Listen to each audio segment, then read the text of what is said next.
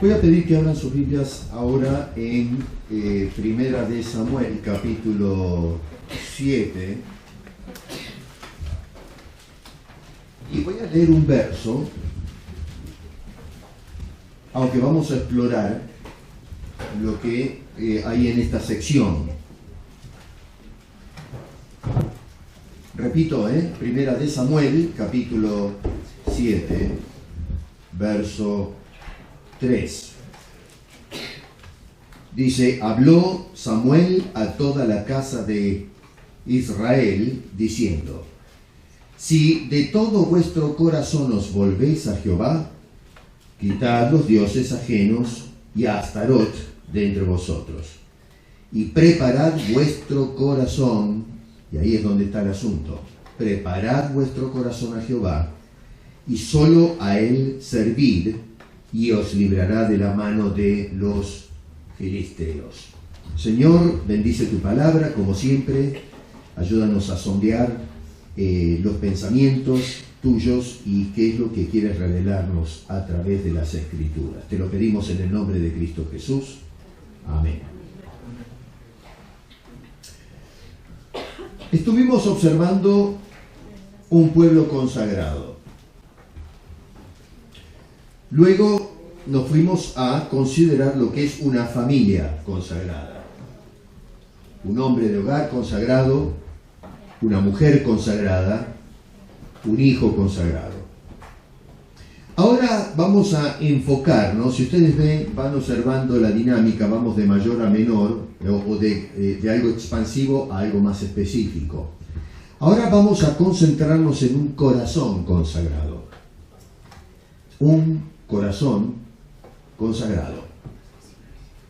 En el capítulo 4, si ustedes se van un poquito para atrás, en el versículo 1, noten que comienza diciendo: y Samuel habló a todo Israel. Y uno espera que inmediatamente, ya sea en la segunda parte del versículo 1 o el verso 2, y bueno, comience a relatar qué es lo que habló Samuel a todo Israel, que por cierto vivía cada uno haciendo lo que bien le parecía, según termina el libro de Jueces en el último versículo. Llama la atención que en lugar de hacer eso, que es lo que esperamos, lo que hace es una especie de paréntesis. Digo especie porque en realidad no lo es, y ahora les explico por qué, donde no se dice qué es lo que dijo Samuel, sino que se nos va a relatar el desastre que se produjo en la nación cuando los filisteos empezaron a luchar, terminaron secuestrando el arca y fue un papelón descomunal el que pasó Israel, el pueblo que hacía cada uno lo que bien le parecía, y terminaron en un desastre, un verdadero desastre. Y entonces, recién en el capítulo 7, versículo 3, va a comenzar a relatarnos lo que Samuel le dijo a esta gente después de haber metido la pata. Decimos en mi tierra meter la pata, ¿no? Decimos meter la pata hasta el cuadril, decimos nosotros. Eso tiene que ver con la ganadería. Yo nunca crié vacas, ¿no? Pero qué sé yo. Las vacas andaban en el campo, se metían en un pozo de lodo y se enterraban las patas hasta el cuadril. Eso es lo que el cuadril es parte de la carne del animal. Nosotros en la Argentina nos comemos el cuadril, nos comemos todo, hacemos asado y no se salvan ni los cuernos de la vaca. Como tremendo, ¿no? Nos gusta el asado y nos comemos todo. Así que, pero bueno, meter la pata, eso quiere decir la expresión. Es decir, de hacer las cosas mal, meternos en un soberano lío. Así que en el capítulo 3, verso 7, vemos que comienza la tarea pública de Samuel, hablándole al pueblo.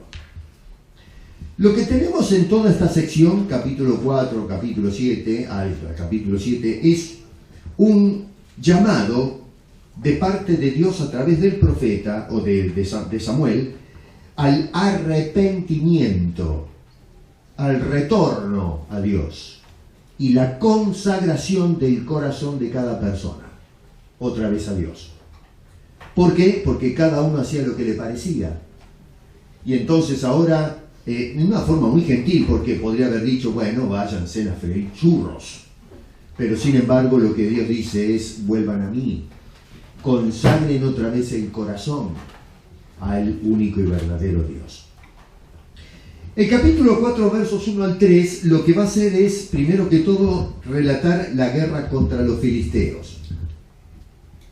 Y fíjense qué interesante, tenemos en los versos 1 y 2, si se fijan ahí en sus Biblias, el del relato de cómo fueron derrotados los judíos.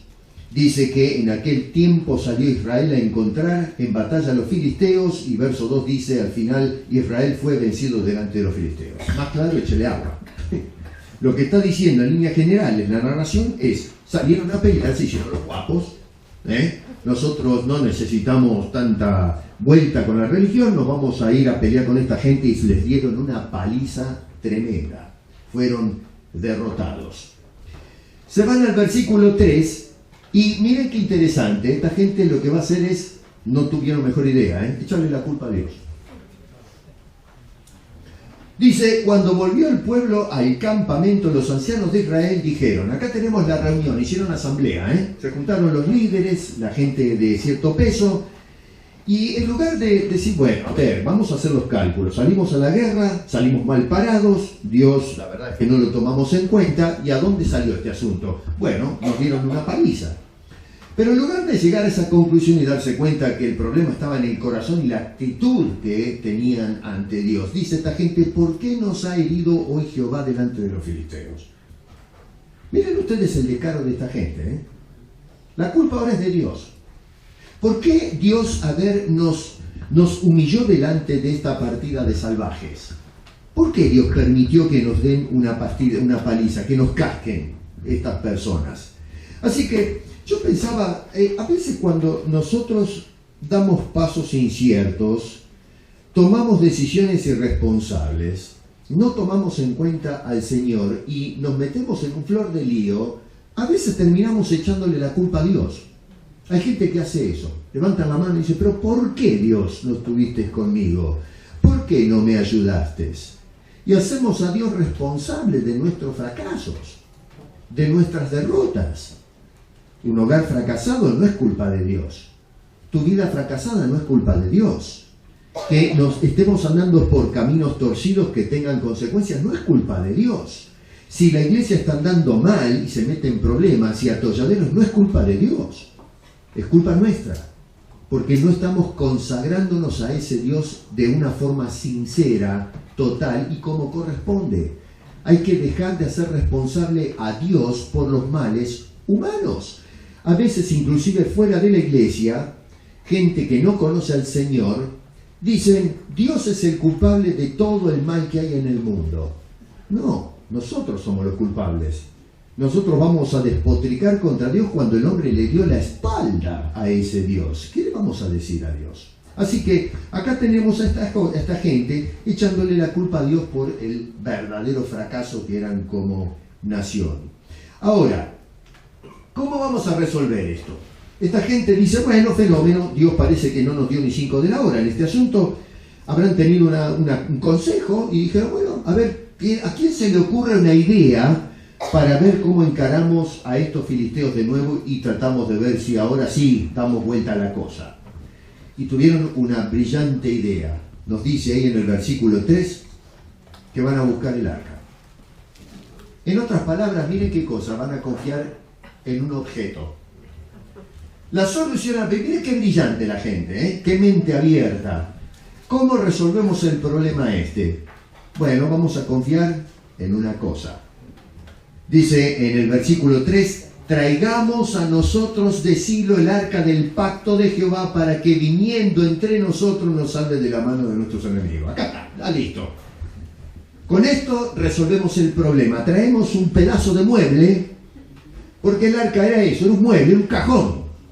No estaba Dios adentro del cajón, no estaba arriba del cajón, abajo o al costado. Eso simplemente era un cajón bañado en oro, que se hizo, ¿se acuerdan cuando andaban con el tabernáculo por todos lados? Que representaba que la presencia de Dios en medio del pueblo. Hay toda una situación teológica, pero es un cajón, es una cosa como esta, bañada en oro.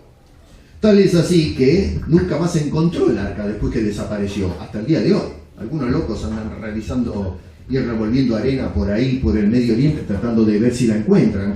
Yo no sé qué van a encontrar, porque esa madera después de tantos años quizás está toda podrida, ni existe. Pero nunca se encontró. Si Dios hubiese considerado eso importante, hubiese preservado ese aparato, pero nunca más se encontró, porque no es importante.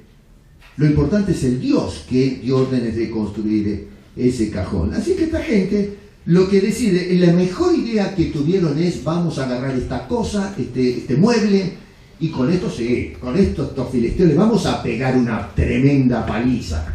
Nos ganamos la Copa del Mundo con esta gente. Bueno, yo pensaba, digo, qué cosa tremenda, porque miren ustedes que estamos localizando a Dios en un lugar y en una cosa. Si traemos esta cosa, estamos salvados. Nosotros a veces pensamos que si yo tengo la Biblia en casa, estoy salvado. Si llevamos un crucifijo colgado en el pecho, estoy salvado. Con esto puedo encarar todos los problemas. En mi país, cuando la gente se compra un auto nuevo, nuevo usado, qué sé yo, allá no hay mucho para comprar auto nuevo ahora. Se compra un auto, ¿saben lo que hacen usualmente? Van a una catedral, una iglesia o algo por el estilo, con un rosario. ¿Saben lo que es el rosario? Y entonces lo hacen bendecir y lo cuelgan en el retrovisor del auto. El rosario bendecido: con esto, viejo, no me roban, no choco, no voy a derrapar, no va a pasar nada. Y a la vuelta de la esquina, cuando salen de la iglesia, se rompen el alma con el volante dando vuelta en el pescuezo y el auto colgado en un árbol. Pensando que el crucifijo bendecido, la cosa, garantiza que Dios está con nosotros.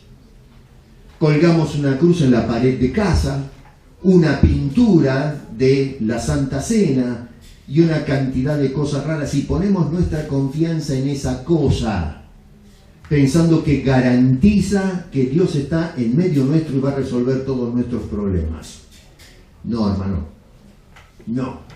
Que tú te consagres a una cosa jamás de los jamases va a garantizar que vas a tener éxito en las guerras que vas a encarar a través de tu vida. Capítulo 4, versos 10 al 11, vamos a observar el papelón que hicieron. Sí, con esta cosa Dios está con nosotros. No, los filisteos se encararon con Israel, y ¿qué pasó? Le dieron una soberana paliza. Dice el verso 10, pelearon los filisteos e Israel fue vencido otra vez. Y dice además ahora que el mueble ese, con el cual pensaban que estaba todo resuelto, dice, fue tomada. Así que ahora se llevaron este mueble, lo pusieron en el templo del Dios de ellos. Ahí está otra vez un tremendo papelón. Secuestro del alma, humillación rotunda, brutal, por parte de los filisteos al pueblo de Israel. El apóstol Pablo sabiamente escribe a los filipenses, y en medio del, estando preso, este hombre, los filipenses estaban preocupados porque, bueno, su pastor estaba preso. No sabían qué era lo que iba a pasar. Y Pablo anima a estas personas, y una de las cosas extraordinarias, uno de esos versículos preciosos que hay ahí, es cuando Pablo dice, todo lo puedo en Cristo que me fortalece. Sí, no es una cosa lo que nos fortalece, es Cristo en nuestras vidas lo que nos fortalece. Tenemos que dejar de confiar en mitos extraños, donde ponemos nuestra confianza en caudillos o planes o discreciones humanas, en lugar de poner toda nuestra confianza en el Señor en nuestras batallas. Si salimos solos pensando que algo me va a ayudar, en lugar de Cristo, vamos a tener verdaderos papelones encarando el fracaso. Macanudo, ¿cómo se obtiene la victoria entonces? Porque todos nosotros tenemos que encarar la vida a los cachetazos. La vida no es fácil. ¿Cómo encaramos nuestras batallas? ¿Cómo obtenemos nosotros la victoria? El Señor, Pablo, cuando escribía en Romanos, decía que con Cristo somos más que vencedores. Bueno, macanudo, pero ¿cómo corremos, cómo marchamos en la vida obteniendo victorias en lugar de fracasos? Bueno, vamos a tratar de mirar esto. Número 1, y ahora sí pasamos un poquito al capítulo 7, donde empieza el discurso de Samuel, que le escribe a esta gente que estaban derramando lágrimas por el papelón que hicieron. Y este hombre lo que va a decir es que para obtener ahora la victoria, tenemos que renunciar a las cosas que reemplazan la centralidad de Dios en nuestras vidas. Reemplazando lo que desplaza el punto central que Dios debe tener en nuestras vidas. Dice este hombre en el versículo 3, en la segunda parte: quitad los dioses ajenos. Eso da la pauta a cómo estaban espiritualmente. Dios no estaba en el centro de este pueblo. Había dioses, había cosas que se interponían entre ellos y Dios. Y este hombre lo que está diciendo es: saquen eso que reemplaza a Dios. Hasta la misma arca se había convertido en un objeto, no sé, no digo de culto, pero de superstición. Llevamos el arca y ahí, no sé, qué sé yo, frotamos el arca, ¿no? Como hacen con la lámpara famosa de Aladino y ¡puf! Sale Dios y empieza a darle garrote a los filisteos. No, señor.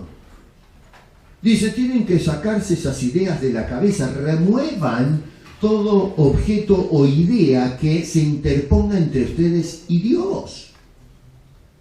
Acá se habla de una tal Astoret y otras cosas, la diosa del amor, la fertilidad, no interesa, en ese entonces era eso, pero hoy pueden ser otras cosas, puede ser tu trabajo, tu profesión, que es el deporte, la gimnasia, yo no sé, no digo que no hagan esto, pero que eso no reemplace el lugar central de Dios en tu vida. Si tú vives para otra cosa en lugar de vivir para el Señor, vas a fracasar a cada vuelta de esquina.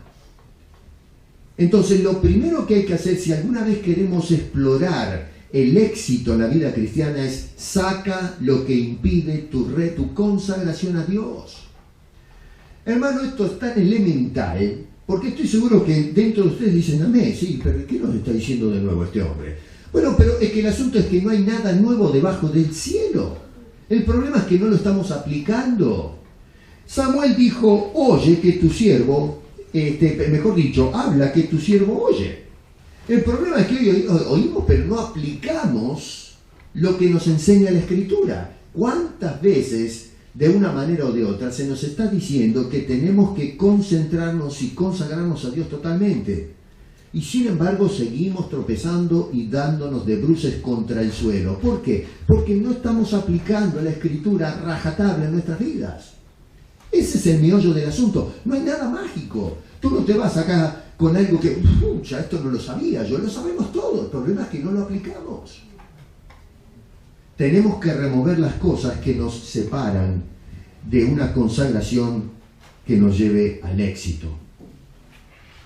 Jesús, cuando predicaba el Sermón del Monte, por allá en Mateo capítulo 6 dijo, ninguno, no algunos quizás, no, dijo, ninguno puede servir a dos señores. Nosotros en la ecuación decimos, bueno, pero yo voy a probar. Yo voy a ir a la iglesia los domingos, pero en la semana es mi tiempo y yo voy a hacer algunas cosas. No funciona. Jesús dijo, ninguno puede servir a dos señores. ¿Cuál es o quién es el Señor de tu vida? Eso lo tienen que resolver. Jesús fue claro y tajante, no se pueden servir a dos señores. Otra vez la gente dice, amén, amén, sí, fenómeno. Bueno, pero no lo aplicamos ese principio. Servimos a un montón de cosas que nos roban el tiempo del Señor. A veces a mí me gusta mirar algunas series de televisión que salen en el Netflix y qué sé yo, ¿no? Me gusta sentarme a ver algunas cosas. Ahora estoy mirando una serie de un abogado. Me gustan estas series de abogados y cosas así, de intriga. No me gustan estas cosas de cuando hay bombas y vuelan los pedazos de cuerpos por el aire, toda esa cosa así sangrienta y cínica no me gusta para nada, ¿no? Y bueno, uno, yo no sé, a otros les gustan las novelas, ¿no? Y entonces nos sentamos allí a seguir las series que a veces nos tienen colgados, qué sé yo, 5 años, 6 años, porque a ver, hacen una temporada por año, y resulta que son 6, 7 temporadas, y son 7 años de estar sentado esperando que termine la novela o la cosa esta. Bueno, a veces nosotros nos dedicamos el tiempo a mirar estas cosas por 7 años, 6 años. Pero digo yo, ¿cuánto tiempo le dedicamos a Dios? Pónganse a pensar. No estoy diciendo que no mires la novela o cosas por el estilo, pero tenemos la misma pasión de sentarnos por 7 años para seguir al Señor y qué es lo que tiene que enseñarnos, cómo tiene que orientarnos. A veces cuando la gente se sienta en la iglesia y el predicador predicó 1 hora, estamos más prendidos del reloj que del mensaje. Nos molesta que se nos hable 1 hora, ni hablar si se extiende 2 o 3 horas. Antiguamente las predicaciones duraban horas. Yo les invito a que lean algunos de los sermones de Jonathan Edwards y les puedo asegurar que ahí sí que qué hora ni qué 8:15. Léanse los sermones. Este hombre se sentaba y la gente se sentaba 2 o 3 horas. Cuba, hemos ido a predicar, Raciel no me deja mentir, y en Cuba, cuando vamos a predicar, la gente me ha dicho, no se vaya.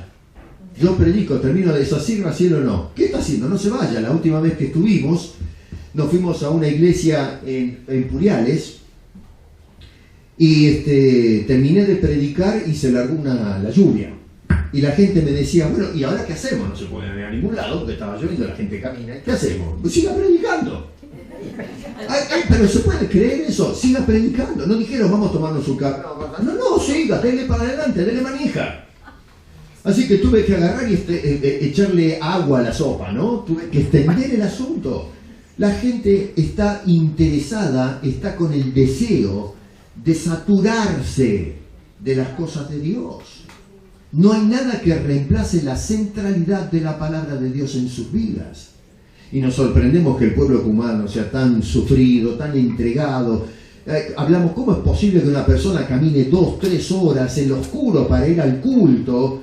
Y después tiene que volver 2 o 3 horas caminando, gente de 80 años con el bastón en el medio de los esteros, cruzando, qué sé yo, con piedras y yendo a la iglesia caminando, qué sé yo, 1 hora y media. Pero ¿cómo puede ser eso? ¿Cómo una persona puede tener tantas ganas de Dios? Bueno, porque están saturados del Señor. Son personas que tienen el deseo de estar y escuchar, y son esponjas que quieren ser saturados de Cristo. Y nosotros aplaudimos, decimos, qué hermoso, qué consagración, qué dedicación. ¿Por qué no lo haces? En lugar de decir, mira qué hermoso cómo aquellos hermanos caminan 2 horas para ir al culto. ¿Y tú por qué no lo haces? Tenemos hermosos autos acá. Te sientas en el auto hasta con televisión. A mí el auto mío me habla. Yo tengo el GPS que le puse nombre, la chica que me habla es Sheila, estoy en casa de mi mujer, tengo 2 mujeres, tengo a mi esposa y tengo a Sheila. Entonces Sheila nunca se equivoca, mi señora sí, a veces se equivoca, Sheila jamás, le tengo una fe a muerte a Sheila. Me va a divorciar. Gloria me dice, a veces confía más a Sheila que a mí, me hago más caso a Sheila. Sheila la pega siempre. Ahora cuando veníamos, Sheila me dijo doblar a la izquierda y preciso. En otros años no me pasaba, teníamos que encontrar en lo oscuro donde estaba la entrada. Sheila siempre la pega. Así que, sí, a veces nos sorprendemos de lo que hacen otros y tenemos todas las comodidades que el Señor nos ha dado, viejo, y no podemos ir a la iglesia, pero por favor. Culto de oración. Ni hablar. Saca de en medio lo que es un impedimento para que consagres tu vida al Señor. Es cliché. Bueno, hazlo.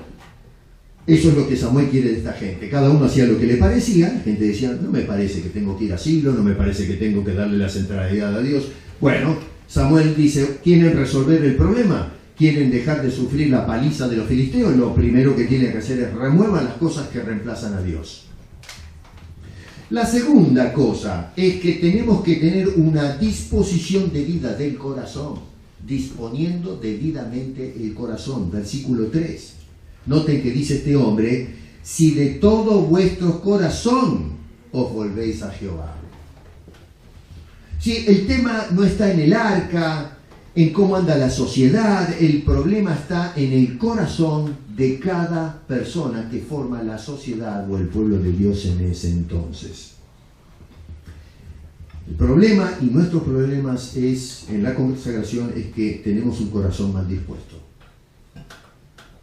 Y lo que tenemos que empezar a hacer es disponer correctamente el corazón. No echarle la culpa a otros de nuestros fracasos.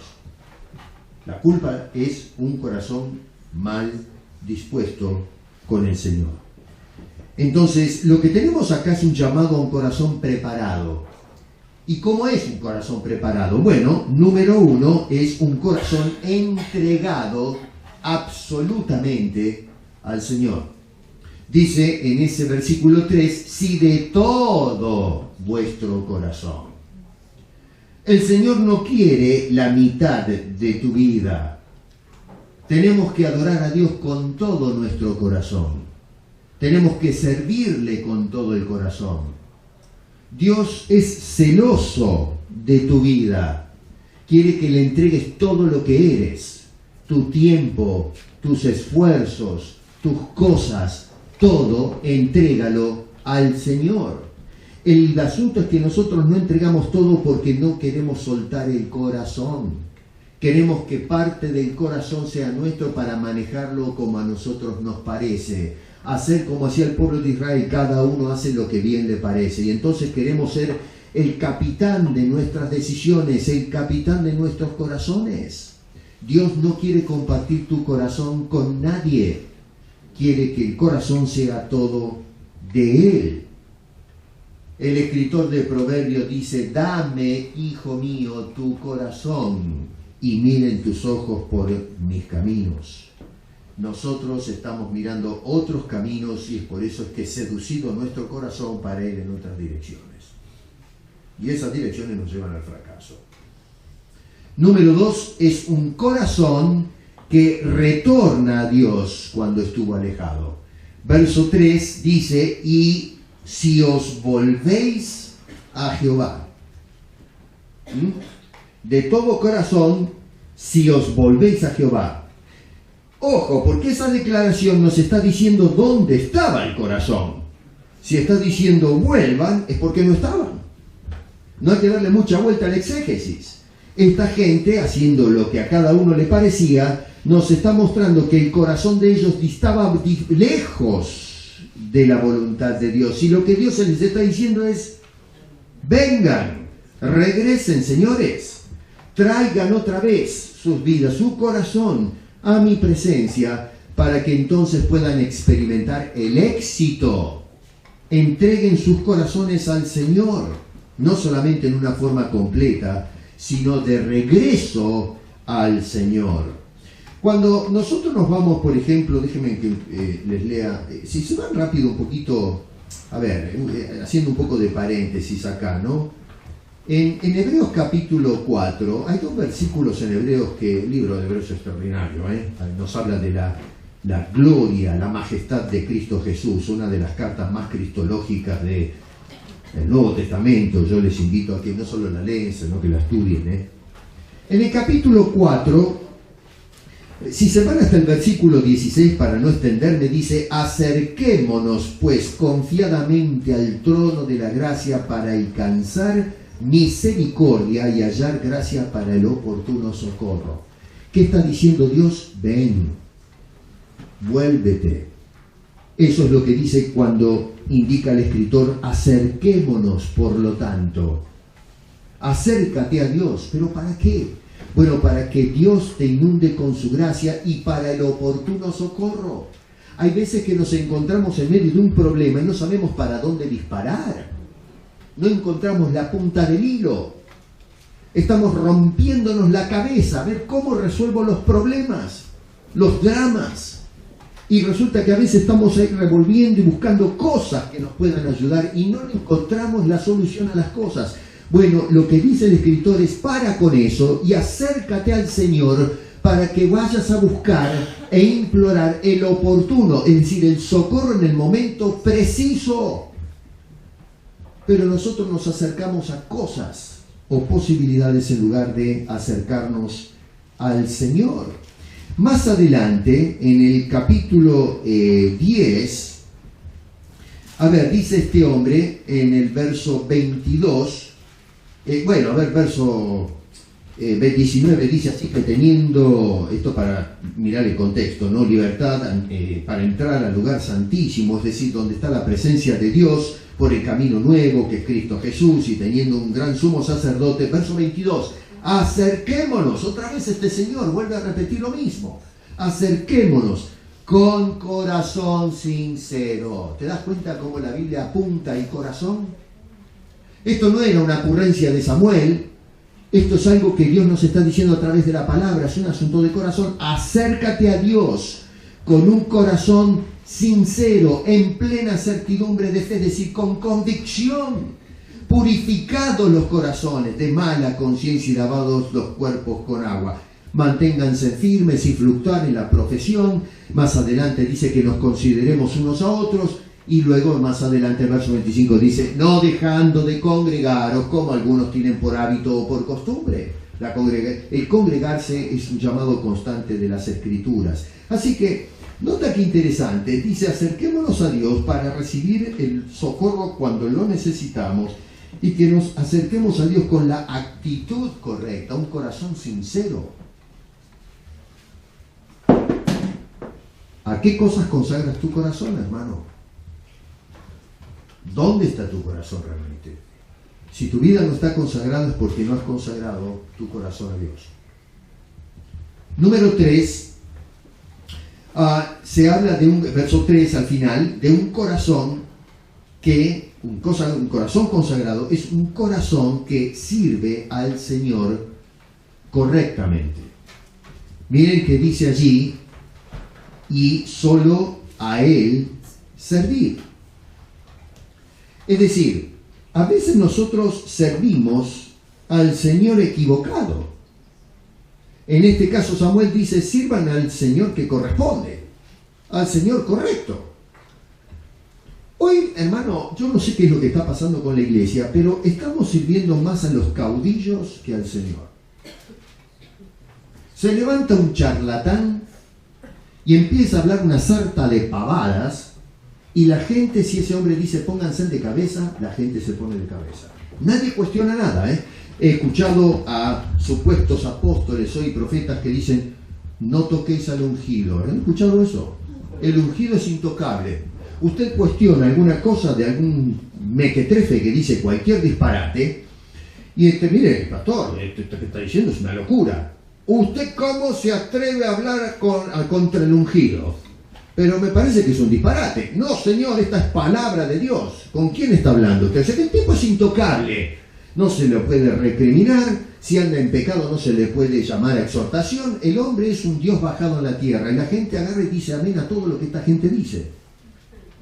Estábamos hablando que hay estos descarados que le dicen a la gente...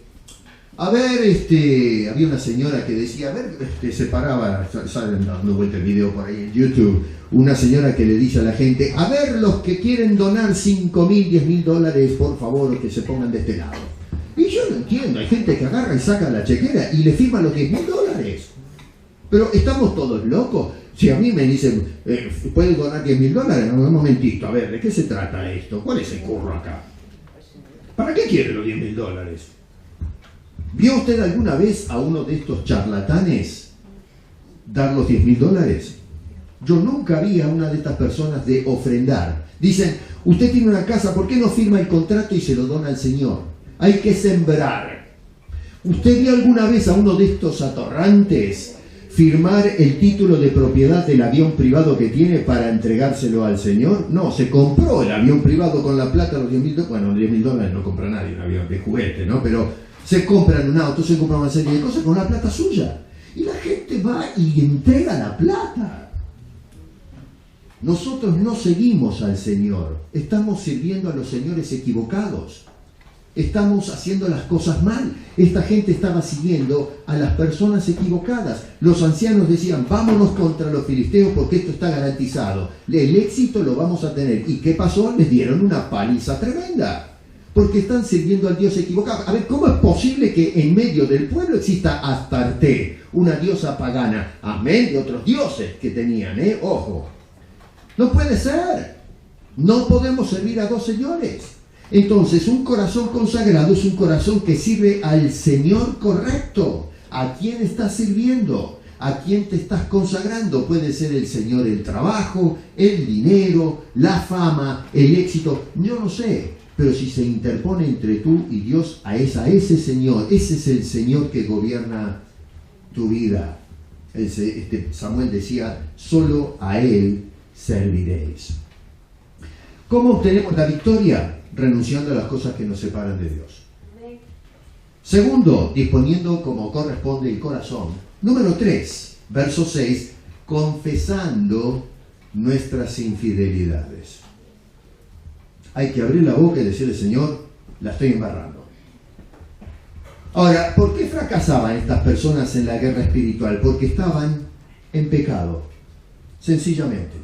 Sí, no es momento de empezar con excusas, no, pero la culpa la tiene el anciano, la culpa la tiene el otro anciano, la asamblea de ancianos que se reunieron y dijeron, bueno, ¿por qué no vamos a buscar el arca? Vamos a tener las tácticas militares con estos filisteos, vamos a ver cómo arreglamos la cosa. En ningún momento se sentaron a pensar cómo resolvemos la actitud moral y espiritual del pueblo, sino simplemente cómo le damos la paliza a los filisteos. Estaban haciendo todo mal, todo mal. Bueno, tenemos que parar, bajarnos y confesar, reconocer que todo el fracaso que tenemos en nuestra vida y como sociedad se debe al pecado que hay en nosotros. Dice el versículo 6, y se reunieron en Mizpa y sacaron agua y la derramaron delante de Jehová y ayunaron aquel día y dijeron allí, contra Jehová hemos pecado. Ahí es donde está el problema. ¿Por qué no era un pueblo consagrado? ¿Por qué cada uno hacía lo que le parecía? Porque vivían en pecado. La mala palabra hoy no se puede hablar de pecado porque hiere los sentimientos de la gente. Dejémonos de tonterías. Llamemos a las cosas por su nombre. Cuando tú no haces lo que Dios manda, estás pecando. No podemos vivir en pecado. Juan, en la primera carta, en el capítulo 1, primera de Juan, nos va a decir algo que llama poderosamente la atención. Yo siempre digo, está la persona que dice pero que no es. Hay mucho en la iglesia de gente que habla, que dice pero no es. Note que Juan, voy rápido con esto, en el capítulo 1, verso 6 dice, si decimos que tenemos comunión con Él y andamos en tinieblas, mentimos. No andas con vueltas, así nomás. Si tú dices que tienes comunión con el Señor, pero sigues andando en tinieblas, es un mentiroso. No lo digo yo, es Juan el que nos tira la bomba. Verso 8, si decimos que no tenemos pecado, nos engañamos a nosotros mismos y mentimos. Dice la verdad no está en nosotros. ¿Qué quiere decir eso? Y de otra manera está diciendo sos un mentiroso. Y luego verso 10 dice, si decimos que no hemos pecado, le hacemos ahora a él mentiroso, o sea, la culpa la tiene Dios. ¿Se dan cuenta? Juan está diciendo, si la gente dice, pero no lo vive, miente. Es tajante. Hay mucha gente en la iglesia hoy que dice, pero miente. Una persona que dice, yo me consagro al Señor, pero luego vemos que está más consagrado a otras cosas, es un mentiroso, está mintiendo. Señor, te prometo que voy a hacer esto, pero no lo hacemos. Mentimos. Nos engañamos a nosotros mismos. Estoy pensando que sí, vivo consagrado a Dios. No estás viviendo en consagración a Dios. Y es por eso que vives a los trompazos con la vida. A los golpes te sale todo mal. Vivimos llorando, lamentando, ¿por qué las cosas me salen mal? ¿Por qué me sale todo torcido? Mis hijos torcidos, mi familia torcida, mi trabajo torcido, no puedo salir del hoyo, mi vida espiritual es un desastre, me faltan convicciones. Bueno, el problema es que no estás haciendo bien las cosas con tu corazón. Decimos, pero no hacemos. Verso 4 del capítulo 2. El que dice, yo le conozco y no guarda sus mandamientos, tal es mentiroso. Versículo 6, el que dice que permanece en él debe andar como él anduvo. Verso 9, el que dice que está en la luz y aborrece a su hermano está todavía en tinieblas. ¿Se dan cuenta cómo Juan insiste con esto? El que dice, pero no lo muestra. Israel decía, nosotros adoramos a Dios, hasta inclusive creemos que si traemos el mueble ese, el cajoncito, bañado en oro, con eso se resuelve el problema con los filisteos. No, querido, no.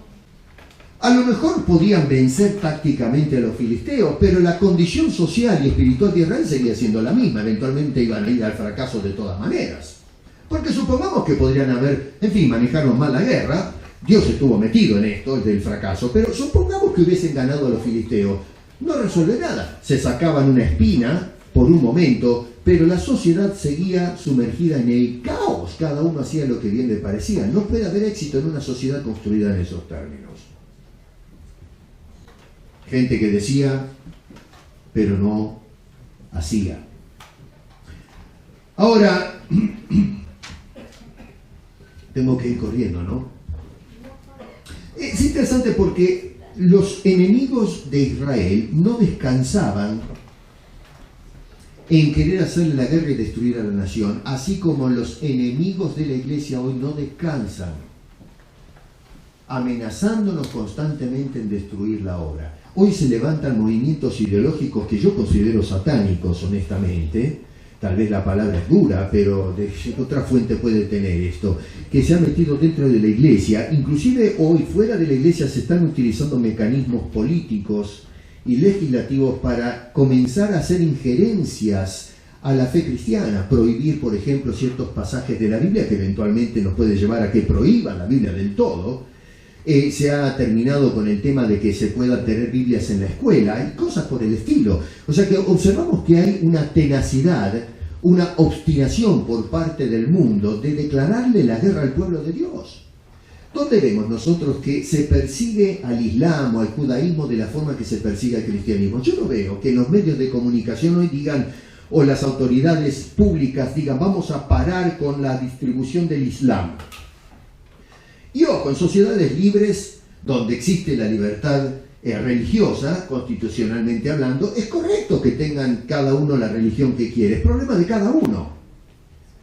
Pero cuando vemos que la sociedad está más ensañada con los de la fe cristiana que con las otras religiones, eso nos hace pensar de que algo se está cocinando acá. Yo por eso digo que a mi juicio, no sé, esta es mi opinión personal y es muy subjetiva, de que hay algo satánico detrás de todo esto. Bueno, el problema entonces es que la iglesia está encarando constantemente a sus enemigos que no descansan, no paran nunca. En cambio la iglesia sí descansa. La iglesia tiene sus momentos, como decía el hermano hoy, confundimos el concepto del descanso. Pensamos que si dejo un tiempo en la iglesia voy a descansar. Voy a descansar un poco, voy a tomarme un tiempo afuera de la iglesia para reflexionar, para pensar, para considerar las cosas. Bueno, así te va a ir. ¿Cómo encaramos las batallas en la vida cristiana? Jesús dijo, en el mundo van a tener aflicción. Bueno, ¿cómo encaro las aflicciones? Bueno, número 1, verso 8, una oración constante.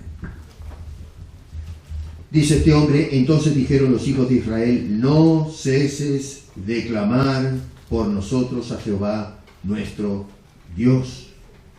La oración a rajatabla. Otra vez, yo no sé, en Toronto nos pasa esto, para hacernos ir al culto de oración, mi querido, yo no sé si voy a tener que conseguirme un taco, un látigo con punta, con clavos, no sé cómo es en Hamilton, ¿no, pastor?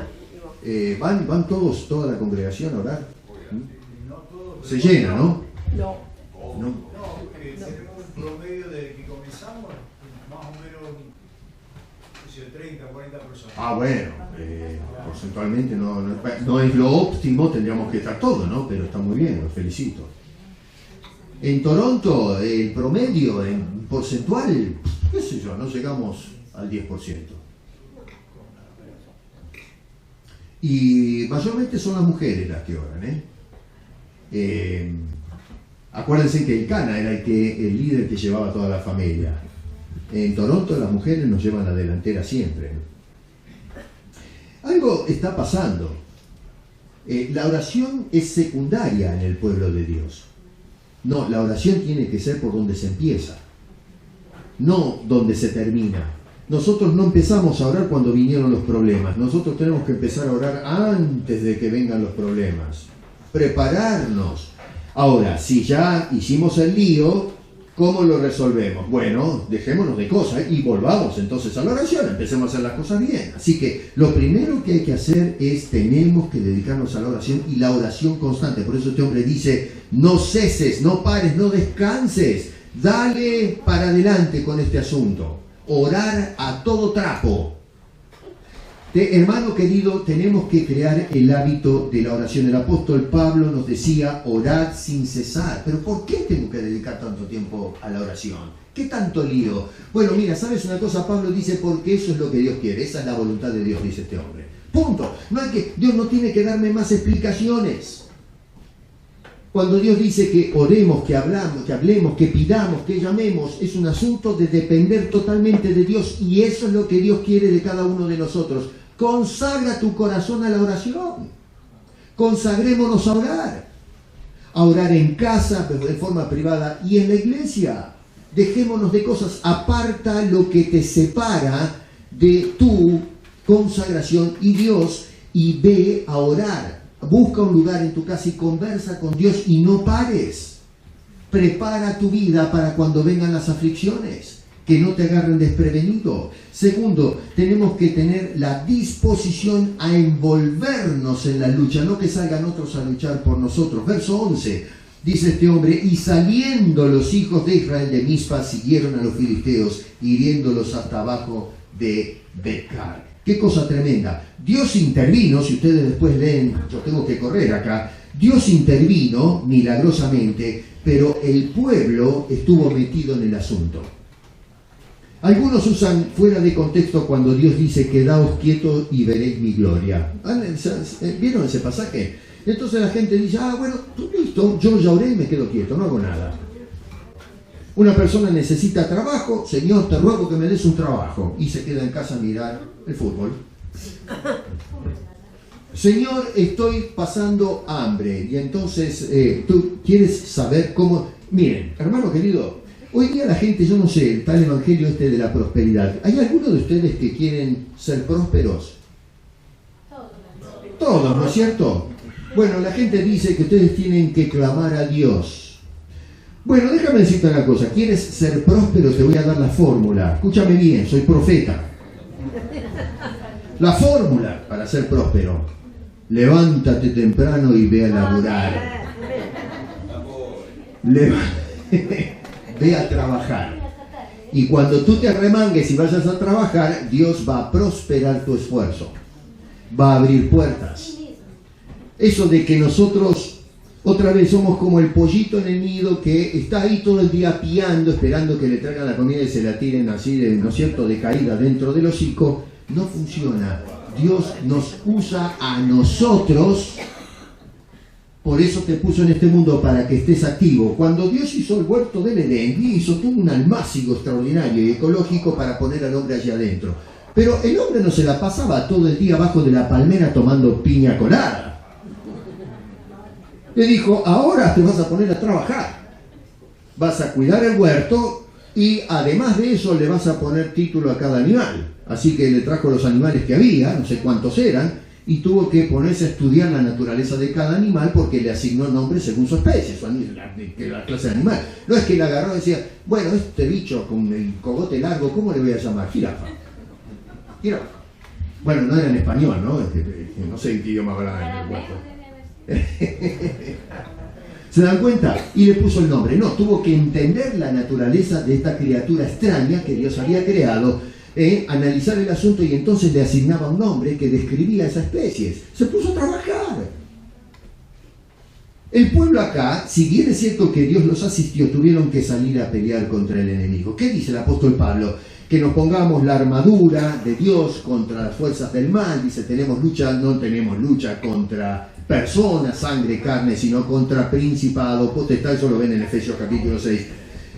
Y ojo, no dice que lo agarremos a patadas al diablo, que echemos agua bendita o el agua del Jordán, o qué sé yo, las pavadas que se dice hoy. No, si ustedes se van al capítulo 6, verso 18, En el verso 18 dice, ¿cómo usamos la armadura de Dios? ¿Y sabes lo que dice? Orando. Orando. No dice echando maldiciones contra el diablo, sacando la espalda y dándole un tremendo guachazo al diablo y qué sé yo, cosas por el estilo. No, dice la manera de usar esa armadura que es de Dios, no nuestra prestada, es doblando la rodilla, orando. Y más adelante dice Pablo, predicando. No, hoy tenemos estas ideas místicas y raras, escandalosas, de que tenemos que agarrar a palazos al diablo y qué sé yo, cuántas disparates. No, Señor, no. Es una oración constante al Señor y dispuestos a meternos en la lucha a punta de oración. A punta de oración. Disposición a envolvernos en la lucha. Número 3, reconocer la ayuda de Dios y darle la gloria que Él merece. Verso 12 dice, tomó luego Samuel una piedra y la puso en Mizpa y Sen y le puso por nombre Ebenezer, diciendo, ¿qué quiere decir? Esa famosa frase, Ebenezer. Hasta acá, acá estuvo Dios. No el arca y qué sé yo, no, hasta acá, la verdad, el testimonio es Dios estuvo. No estuvo Samuel, no estuvieron los ancianos, no, acá estuvo Dios.